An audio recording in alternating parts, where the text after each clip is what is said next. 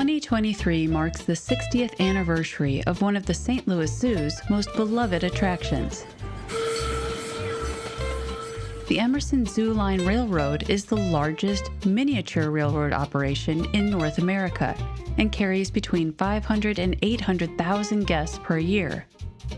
It has served over 41 million people since 1963, when late zoo director Marlin Perkins hammered a golden spike into the track on opening day. And it continues to create fond memories for each new generation.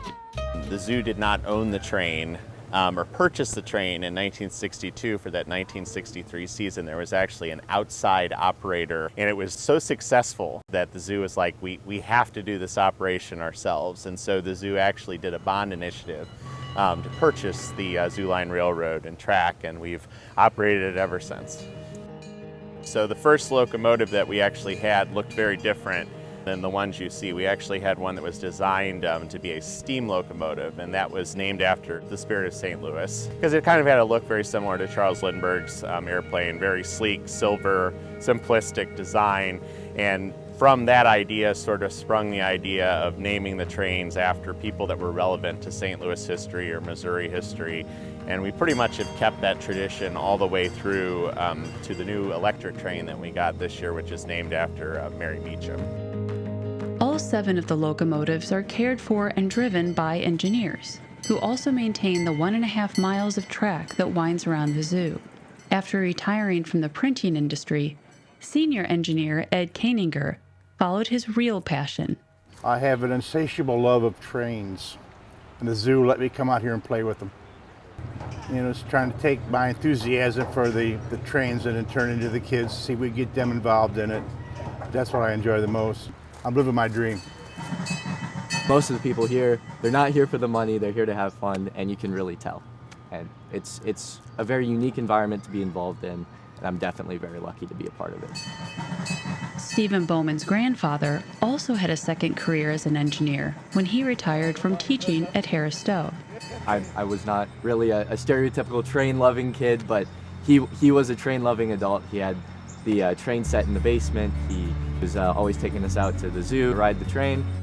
When he was 10, Stephen did the zoo's Engineer for a Day program with his grandpa and never forgot it.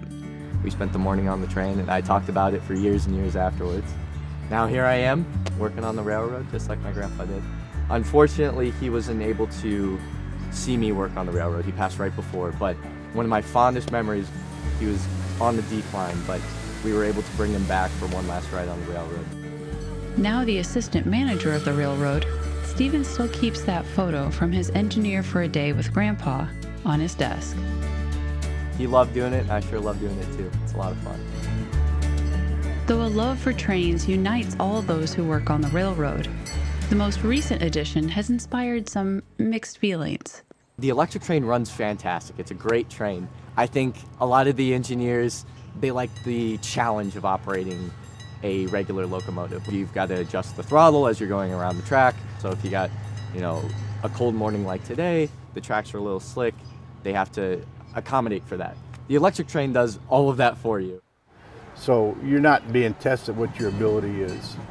And that's what part I don't really like, but that's the future. And the future is just what the zoo had in mind when it added the little green train. Working to save the planet, save the wild is important for this organization. There's so many benefits both for the environment and in terms of our operation. For example, all the sounds with the electric train can be turned off. If we were to have an individual who might have some sensory issues and they can't stand the noise, and they wanted to do our Engineer for a Day program, now they could do it and we could just turn off the noise so they could enjoy that experience the same as anybody else. 60 years on from its opening day, the Emerson Zooline Railroad continues to reevaluate and improve its operation.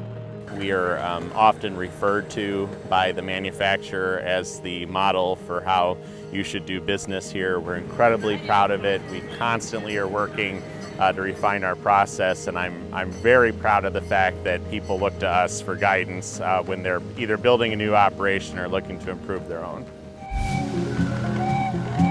But the railroad's real success is perhaps best measured in waves.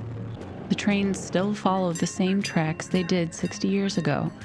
But every day, that journey creates new memories.